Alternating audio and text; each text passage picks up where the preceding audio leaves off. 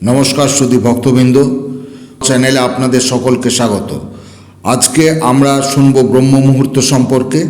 ব্রহ্ম মুহূর্তে উঠলে কি হয়, ব্রহ্ম মুহূর্তে কী করবেন, ব্রহ্ম মুহূর্তে কী করবেন না, কি ঘটে এই ব্রহ্ম মুহূর্তে। ব্রহ্ম মুহূর্তে ঘুম থেকে ওঠার বৈজ্ঞানিক ব্যাখ্যাই বাকি।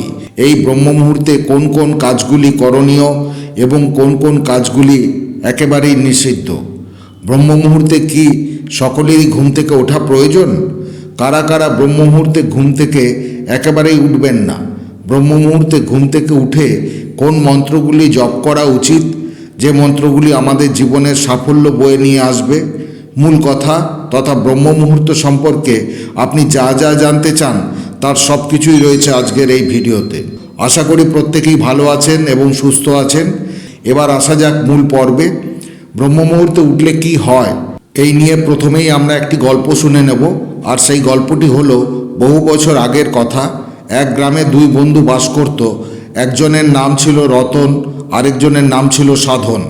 রতন ছিল খুব অলস, সে সূর্যোদয় পর্যন্ত ঘুমিয়ে থাকত।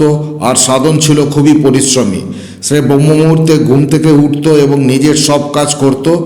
একদিন রতন দেখল যে সাধন খুব তাড়াতাড়ি ধনী হয়ে গেছে। রতন তাকে জিজ্ঞাসা করল, তুই এত তাড়াতাড়ি কিভাবে ধনী হলি? সাধন তখন বলল, আমি রোজ ব্রহ্ম মুহূর্তে ঘুম থেকে উঠি এবং কাজ করি। এই সময়টা খুব শুভ। এই সময়ে উঠলে আমার মন খুব ভালো থাকে, আমার শরীর খুব ভালো থাকে। এই সময়ে কাজ করলে কাজে সফলতা পাওয়া যায়। রতন প্রথমে এই কথাগুলি বিশ্বাস করল না, কিন্তু তার মনে একটা কৌতূহল তৈরি হলো। সে ভাবল, আমিও একবার চেষ্টা করে দেখি। পরের দিন থেকে রতনও ব্রহ্ম মুহূর্তে ঘুম থেকে উঠল। সে দেখল চারিদিকটা এখনো অন্ধকার, পাখিরা কিচিরমিচির করছে। সে ঘর থেকে বেরিয়ে গ্রামের পাশের নদীর ধারে গেল। সেখানে সে কিছুক্ষণ হাঁটাহাঁটি করলো, তারপর নদীতে স্নান করলো। এরপর সে মন্দিরে গিয়ে পুজো করলো। সে দিনটা রতন খুব ভালো অনুভব করলো। তার মনে একটা শান্তি ও আনন্দ সৃষ্টি হলো। সেও বুঝলো ব্রহ্ম মুহূর্তে ঘুম থেকে উঠলে শরীর ও মন সত্যিই ভালো থাকে। এরপর থেকে রতন রোজ ব্রহ্ম মুহূর্তে ঘুম থেকে উঠত এবং নিজের কাজ করত। ধীরে ধীরে তার জীবনেও পরিবর্তন আসতে শুরু করলো। সে সুস্থ হলো, তার মন ভালো হলো, সে তার কাজে সফলতা লাভ করলো। এই গল্প থেকে আমরা শিখতে পাই যে ব্রহ্ম মুহূর্ত খুবই গুরুত্বপূর্ণ। এই সময়ে ঘুম থেকে উঠলে আমাদের শরীর ও মন ভালো থাকে এবং আমরা জীবনের সফলতা লাভ করতে পারি। শুধু ভক্তবৃন্দ, এবার আসুন শুনে নেব এই মুহূর্তে কী কাজ করবেন। শুধু ভক্তবৃন্দ, এই কথা শোনার আগে আপনাদের কাছে আমার অনুরোধ, অবশ্যই কমেন্টে একবার লিখবেন জয় শ্রীকৃষ্ণ, রাধে রাধে। আসুন শুনে নেই ব্রহ্ম মুহূর্তে কী কাজ করবেন। ব্রহ্ম মুহূর্তে কিছু কাজ করা ভালো বলে মনে করা হয়। এই সময়টাকে দিনের সবচেয়ে পবিত্র সময়গুলির মধ্যে অন্যতম হিসাবে গণ্য করা হয়। নিচে কিছু কাজ উল্লেখ করা হলো যা ব্রহ্ম মুহূর্তে করা যেতে পারে। তা হলো ধ্যান ও যোগা। ব্রহ্ম মুহূর্তে ধ্যান ও যোগা করলে মন শান্ত থাকে এবং একাগ্রতা বৃদ্ধি পায়। এই সময়ে ঈশ্বরকে স্মরণ করলে মানসিক শান্তি পাওয়া যায় এবং ইতিবাচক চিন্তা আসে। ব্রহ্ম মুহূর্তে পড়ালেখা করলে সহজে তা মনে থাকে এবং জ্ঞান বুদ্ধির বিকাশ ঘটে। আপনি কি নতুন কিছু শুরু করতে চান? তাহলে অবশ্যই এই সময় নতুন কিছু শুরু করলে তাতে সফলতা পাওয়ার সম্ভাবনা বেশি থাকে। প্রকৃতির নীরবতা উপভোগ। ব্রহ্ম মুহূর্তের প্রকৃতি শান্ত থাকে এবং পাখির কলরব শোনা যায়, যা মনকে শান্তি দেয়। এছাড়াও এই সময় আপনি আপনার দৈনন্দিন কাজের পরিকল্পনাও করতে পারেন এবং সেই অনুযায়ী প্রস্তুতি নিতে পারেন। এবার শুনব ব্রহ্ম মুহূর্তে কী কাজ করবেন না। ব্রহ্ম মুহূর্তে কিছু কাজ করা উচিত নয়, যা নিচে উল্লেখ করলাম। এই সময়ে ঝাড়ু দেওয়া উচিত নয়, কারণ মনে করা হয় এই সময়ে ঘরে নেতিবাচক শক্তি প্রবেশ করে। ঝাড়ু এই কারণেই ঘরে দেওয়া উচিত নয়। ব্রহ্ম মুহূর্তে খাবার খাওয়া উচিত নয়, এর ফলে শারীরিক অসুস্থতা দেখা দিতে পারে। সময়ে মানসিক চাপও হতে পারে। এমন কোনো কাজ করা উচিত নয়। ব্রহ্ম মুহূর্তে ঘুমানো উচিত নয়, কারণ এই সময় শরীরের সমস্ত দেবতারা জেগে ওঠেন। খারাপ চিন্তা করা এই সময় একেবারেই উচিত নয়, কারণ এই সময় মন থাকে শান্ত এবং ভালো চিন্তা করার উপযুক্ত সময়। ব্রহ্ম মুহূর্তের বৈজ্ঞানিক ব্যাখ্যা কী, এবার তা আমরা শুনে নেব। ব্রহ্ম মুহূর্তে ঘুম থেকে ওঠার অনেক বৈজ্ঞানিক ব্যাখ্যা রয়েছে। নিচে কয়েকটি প্রধান ব্যাখ্যা আলোচনা করা হলো। শারীরিক উপকারিতা, হরমোনের সঠিক ক্ষরণ, ব্রহ্ম মুহূর্তে আমাদের শরীরের মেলাটোনিন নামক হরমোনের ক্ষরণ সবচেয়ে বেশি হয়। এই হরমোন আমাদের ঘুমকে নিয়ন্ত্রণ করে এবং মানসিক চাপ কমায়। এছাড়াও এই সময়ে কর্টিসল নামক হরমোন ক্ষরণও বৃদ্ধি পায়, যা আমাদের শরীরকে সজাগ রাখতে সাহায্য করে। শারীরিক কার্যকলাপ বৃদ্ধি। ব্রহ্ম সময়ে ঘুম থেকে উঠলে আমাদের শরীরের অঙ্গ প্রত্যঙ্গগুলি ধীরে ধীরে সক্রিয় হতে শুরু করে। এটি আমাদের শরীরের রক্তচাপ নিয়ন্ত্রণ করে এবং হৃদরোগের ঝুঁকি কমাতে সাহায্য করে। রোগ প্রতিরোধ ক্ষমতা বৃদ্ধি। কিছু গবেষণায় দেখা গেছে ব্রহ্ম মুহূর্তে ঘুম থেকে উঠলে আমাদের শরীরের রোগ প্রতিরোধ ক্ষমতা বৃদ্ধি পায়। এবার শুনব মানসিক উপকারিতা। মানসিক চাপ কমায়। ব্রহ্ম মুহূর্তে ঘুম থেকে উঠলে মন শান্ত থাকে এবং মানসিক চাপ কম হয়। এই সময়ে ধ্যান বা যোগা করলে মানসিক স্বাস্থ্যের আরও উন্নতি হয়। একাগ্রতা বৃদ্ধি। ব্রহ্ম মুহূর্তে আমাদের মন খুব শান্ত থাকে, ফলে কোনো কাজ বা পড়াশোনায় মনোযোগ দিতে অসুবিধা হয় না। সৃজনশীলতা বৃদ্ধি। কিছু গবেষণায় দেখা গেছে যে ব্রহ্ম মুহূর্তে ঘুম থেকে উঠলে আমাদের মধ্যে সৃজনশীলতা বৃদ্ধি পায়। এবার শুনব অন্যান্য উপকারিতাগুলি। প্রকৃতির সঙ্গে সংযোগ।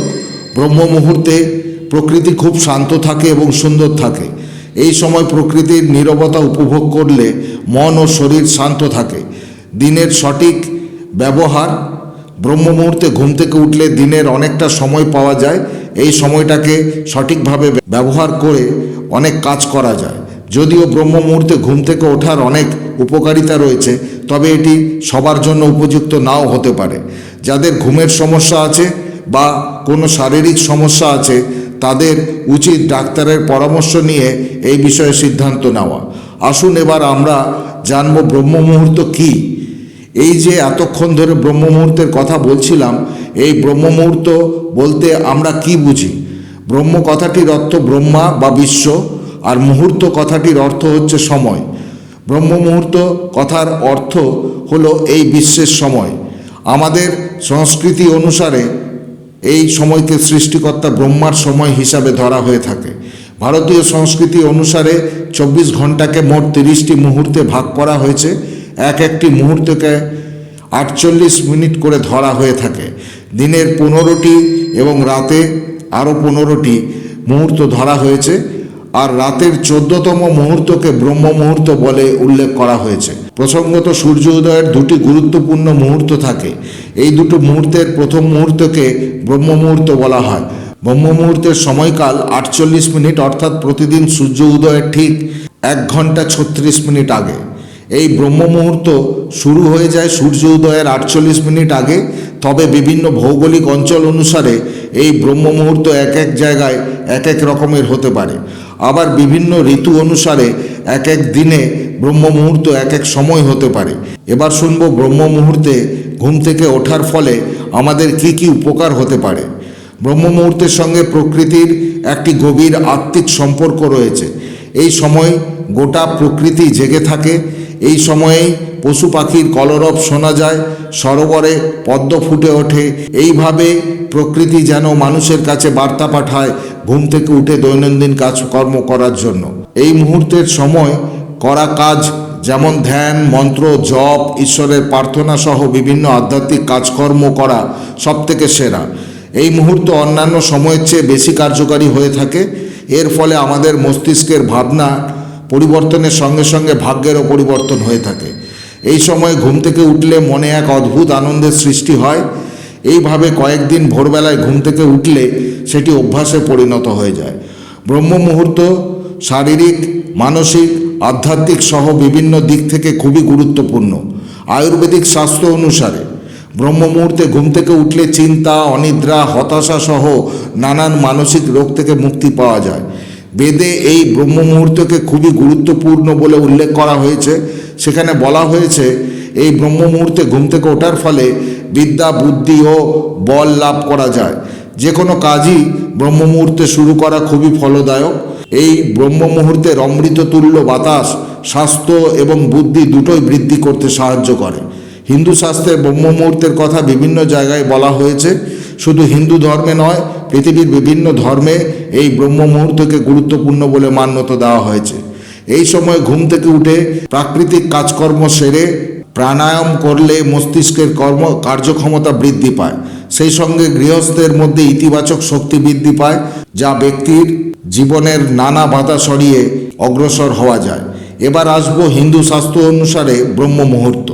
হিন্দু শাস্ত্রে কথিত আছে, এই সময় ধ্যান, পূজা অর্চনা, সূর্যকে অতিথি হিসাবে গণ্য করে তাকে সাদরে আহ্বান জানানোর কথা বলা হয়েছে। অর্থাৎ এভাবে আরেকটি পবিত্র ও নতুন দিন শুরু করার জন্য প্রস্তুত থাকা আমাদের সকলেরই উচিত। শাস্ত্রে কথিত আছে, যারা সূর্য উদয়ের পরে ঘুম থেকে ওঠেন তারা সূর্যদেবের অভিশাপে অভিশপ্ত হন, এবং যারা সূর্যদেব ওঠার আগে ওঠেন তারা সূর্যদেবের আশীর্বাদ লাভ করেন। এবার শুনব ব্রহ্ম মুহূর্তে উঠে কি কি মন্ত্র জপ করবেন। গুরু মন্ত্র সর্বপ্রথম। গুরুদেবের কাছে আপনি যে মন্ত্র পেয়েছেন সেই মন্ত্র প্রত্যেক দিন ব্রহ্ম মুহূর্তে আপনি জপ করবেন। গুরু মন্ত্র হলো সেই মন্ত্র যা একজন শিষ্য তার গুরুর কাছ থেকে পেয়ে থাকেন। এই মন্ত্র শিষ্যকে আধ্যাত্মিক পথে গাইড করে এবং তার জীবনে শান্তি ও সমৃদ্ধি নিয়ে আসে। গুরুমন্ত্র অত্যন্ত শক্তিশালী একটি মন্ত্র এবং এটি নিয়মিত জপ করলে অনেক উপকার পাওয়া যায়। গুরু কর্তৃক দেওয়া নির্দিষ্ট মন্ত্র জপ ছাড়াও আপনি গুরু বন্দনা করতে পারেন। ওম অখণ্ড মণ্ডলাকারং ব্যাপ্তং যেন চরাচরম তৎপদং দর্শিতং যেন তস্ময় শ্রী গুরুবে নমঃ। গুরু ব্রহ্মা, গুরু বিষ্ণু, গুরুদেব মহেশ্বর, গুরুদেব পরম ব্রহ্মা, তস্ময় শ্রী গুরুবে নমঃ। এভাবে গুরু বন্দনা করবেন। গুরুমন্ত্রের পরেই জপ করবেন হাতের করতল দর্শন মন্ত্র। ব্রহ্ম মুহূর্তে উঠে জপ করুন, বসতি লক্ষ্মী করমধ্যে সরস্বতী করমূলে তু অগ্রভাগে বসতি গোবিন্দ। এছাড়াও কিছু গুরুত্বপূর্ণ মন্ত্র ব্রহ্ম মুহূর্তে বিভিন্ন জপ করা যেতে পারে, যা আপনার আধ্যাত্মিক বিশ্বাস ও আপনার লক্ষ্যের উপর নির্ভর করে। এখানে সেই রকম কিছু মন্ত্রের উদাহরণ দেওয়া হলো। গায়ত্রী মন্ত্র, এটি পৃথিবীর সবচেয়ে শক্তিশালী মন্ত্রগুলির মধ্যে অন্যতম। এই মন্ত্র জপ করলে জ্ঞান, বুদ্ধি এবং প্রজ্ঞা বৃদ্ধি পায়। এরপরে জপ করতে পারেন মহামৃত্যুঞ্জয় মন্ত্র। মহামৃত্যুঞ্জয় মন্ত্র হলো ভগবান শিবের উদ্দেশ্যে একটি শক্তিশালী মন্ত্র। এটি ঋগ্বেদে পাওয়া যায় এবং এটি দীর্ঘায়ু, সুস্বাস্থ্য এবং সমৃদ্ধি লাভের জন্য জপ করা হয়। এই মন্ত্র জপ করলে অকাল মৃত্যু ও রোগ থেকে মুক্তি পাওয়া যায় বলে বিশ্বাস করা হয়। এরপর বিষ্ণু মন্ত্র জপ করতে পারেন। এই মন্ত্র হলো সেই মন্ত্র যা ভগবান বিষ্ণুকে উৎসর্গকৃত।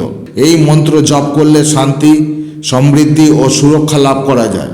শ্রীবিষ্ণু হলেন হিন্দু ধর্মের ত্রিমূর্তির একজন এবং তিনি পালনকর্তা হিসাবে পরিচিত। শ্রীবিষ্ণু মন্ত্র অনেক প্রকারের আছে, নিচে দু একটি উল্লেখ করা হলো। এক, ওম নমো নারায়ণায়। এই মন্ত্র সবথেকে জনপ্রিয় বিষ্ণু মন্ত্রগুলির মধ্যে অন্যতম। এটি শান্তি ও সমৃদ্ধি লাভের জন্য জপ করা হয়। দুই, ওম নমো ভগবতে বাসুদেবায়। এই মন্ত্রটি ভগবান শ্রীবিষ্ণুর জন্য একটি রূপ, বাসুদেবকে উৎসর্গকৃত। এটিও শান্তি, সমৃদ্ধি ও জ্ঞান লাভের জন্য জপ করা হয়। এবার শুনে নিন লক্ষ্মী মন্ত্র। এই মন্ত্র জপ করলে ধ্যান, সম্পদ এবং সৌভাগ্য বৃদ্ধি পায়। লক্ষ্মী মন্ত্র হলো সেই মন্ত্র যা দেবী লক্ষ্মীকে উৎসর্গকৃত। এই মন্ত্র জপ করলে ধন, সম্পদ এবং সৌভাগ্য বৃদ্ধি পায়। দেবী লক্ষ্মী হলেন হিন্দু ধর্মের একজন গুরুত্বপূর্ণ দেবী। তিনি বিষ্ণুর স্ত্রী। তিনি সম্পদ, প্রাচুর্য, ঐশ্বর্য, সৌন্দর্য ও সৌভাগ্যের দেবী হিসাবে পরিচিত। এবার সরস্বতী মন্ত্র। সরস্বতী মন্ত্র হলো সেই মন্ত্র যা দেবী সরস্বতীকে উৎসর্গকৃত। এই মন্ত্র জপ করলে জ্ঞান, বুদ্ধি এবং শিক্ষা লাভ করা যায়। দেবী সরস্বতী হলেন হিন্দু ধর্মের একজন গুরুত্বপূর্ণ দেবী এবং তিনি জ্ঞান, সঙ্গীত, শিল্পকলা, ভাষা এবং প্রজ্ঞার দেবী হিসাবে পরিচিত। এবার শুনব হরে কৃষ্ণ মহামন্ত্রের কথা। এটি কৃষ্ণ ভক্তদের জন্য সবচেয়ে জনপ্রিয় ও গুরুত্বপূর্ণ মন্ত্র। এটি প্রেম, ভক্তি ও আনন্দ প্রদান করে। হরে কৃষ্ণ মহামন্ত্র হিন্দু ধর্মের বৈষ্ণব সম্প্রদায়ের সবচেয়ে গুরুত্বপূর্ণ মন্ত্রগুলির মধ্যে অন্যতম। এটি চৈতন্য মহাপ্রভুর দ্বারা জনপ্রিয় হয়েছিল এবং এটি শ্রীকৃষ্ণ ও রামের প্রতি ভক্তি ও প্রেম প্রকাশের একটি মাধ্যম। এই মন্ত্র জপ করে আধ্যাত্মিক উন্নতির একটি গুরুত্বপূর্ণ অংশ হিসাবে বিবেচিত হয়। এই হরে কৃষ্ণ মহামন্ত্রটি হল হরে কৃষ্ণ কৃষ্ণ কৃষ্ণ হরে হরে, হরে রাম রাম রাম হরে হরে। আপনাদের কাছে আমি অনুরোধ করছি কমেন্টে একবার হলেও লিখুন হরে কৃষ্ণ এই মন্ত্রটি। আপনি আপনার ইষ্ট দেবতা বা গুরুর মন্ত্র জপ করতে পারেন। মন্ত্র জপের সময় মন শান্ত রাখা এবং একাগ্র হওয়া জরুরি। আপনি চাইলে আপনার পছন্দ অনুযায়ী যে কোনো মন্ত্র ব্রহ্ম মুহূর্তে জপ করতে পারেন। এছাড়াও আপনি বিভিন্ন স্তোত্র পাঠ করতে পারেন, যেমন হনুমান চালিসা, দুর্গা স্তুতি, শিব স্তোত্র ইত্যাদি। এইগুলো আপনার মনকে শান্ত ও স্থির করতে সাহায্য করবে। এবার আসুন আমরা শুনে নেব ব্রহ্ম মুহূর্তে ঘুম থেকে কারা কারা উঠবেন। ব্রহ্ম মুহূর্তে কিছু কিছু মানুষের ঘুম থেকে ওঠা বিশেষভাবে উপকারী। এখানে কিছু কারণ আলোচনা করা হলো। যারা আধ্যাত্মিক চর্চা করেন, যারা ধ্যান, যোগ, প্রার্থনা ইত্যাদি আধ্যাত্মিক চর্চা করেন, তাদের জন্য ব্রহ্ম মুহূর্ত খুবই উপযুক্ত। এই সময় মন শান্ত থাকে এবং একাগ্রতা বৃদ্ধি পায়। যারা শিক্ষার্থীরা ব্রহ্ম মুহূর্তে পড়ালেখা করলে সহজেই মনে রাখতে পারে। এটি তাদের জ্ঞান বুদ্ধিতে সহায়ক। যারা নতুন কিছু শুরু করতে চান, নতুন কোনো কাজ, ব্যবসা বা কোনো উদ্যোগ শুরু করার জন্য ব্রহ্ম মুহূর্তকে শুভ সময় হিসাবে মনে করা হয়। যারা সুস্থ থাকতে চান, ব্রহ্ম মুহূর্তে ঘুম থেকে উঠলে শরীর সুস্থ থাকে এবং মন শান্ত থাকে। এটি শারীরিক ও মানসিক স্বাস্থ্যের জন্য খুবই উপকারী। যারা প্রাকৃতিক সৌন্দর্য উপভোগ করতে চান, ব্রহ্ম মুহূর্তে প্রাকৃতিক সৌন্দর্য এক শান্তিময় পরিবেশে ভরপুর থাকে। পাখির কলরব শোনা যায়, যা মনকে শান্তি দেয়। এছাড়াও যাদের জীবনে কোনো বিশেষ লক্ষ্য আছে এবং যারা সেই লক্ষ্য পূরণ করতে চান, তারা ব্রহ্ম মুহূর্তে ঘুম থেকে উঠে সেই বিষয়ে কাজ শুরু করুন। অবশ্যই সাফল্য পাবেন। ব্রহ্ম মুহূর্তে ঘুম থেকে ওঠার অনেক উপকারিতা রয়েছে। এবার শুনব ব্রহ্ম মুহূর্তে কারা কারা ঘুম থেকে উঠবেন না। ব্রহ্ম মুহূর্তে কিছু মানুষ ঘুম থেকে না ওঠাই ভালো, কারণ তাদের শারীরিক অবস্থা বা অন্য কোনো কারণে এই সময় ঘুম থেকে উঠলে সমস্যা হতে পারে। এখানে কিছু কারণ আলোচনা করা হলো। অসুস্থ ব্যক্তিদের জন্য পর্যাপ্ত বিশ্রাম এবং ঘুম প্রয়োজন। ব্রহ্ম মুহূর্তে ঘুম থেকে উঠলে তাদের স্বাস্থ্য আরও খারাপ হতে পারে। গর্ভবতী মহিলাদের অতিরিক্ত বিশ্রামের প্রয়োজন। এই সময় তাদের শরীরের অনেক পরিবর্তন হয়, তাই তাদের পর্যাপ্ত ঘুমানো খুবই দরকার। শিশুদের শারীরিক বিকাশের জন্য বেশি ঘুমের প্রয়োজন। ব্রহ্ম মুহূর্তে ঘুম থেকে উঠলে তাদের ঘুমের ব্যাঘাত ঘটতে পারে। বয়স্ক ব্যক্তিদের শরীর দুর্বল থাকতে পারে, তাদের পর্যাপ্ত ঘুমের প্রয়োজন, যা তাদের স্বাস্থ্য ভালো রাখতে সাহায্য করে। যাদের পর্যাপ্ত ঘুম হয় না, যদি কারো রাতে ভালো ঘুম না হয়, তাহলে তাদের ব্রহ্ম মুহূর্তে না ওঠাই ভালো। শরীরকে পর্যাপ্ত বিশ্রাম দেওয়া প্রয়োজন। এছাড়াও যাদের কোনো বিশেষ শারীরিক সমস্যা আছে বা কোনো কারণে বেশি বিশ্রামের প্রয়োজন, তাদের ব্রহ্ম মুহূর্তে ঘুম থেকে না ওঠাই ভালো। বন্ধুরা, আজ ভিডিও এইখানেই শেষ করলাম। সকলে ভালো থাকুন, সুস্থ থাকুন। দেখা হবে পরের ভিডিওতে। জয় শ্রীকৃষ্ণ। রাধে রাধে।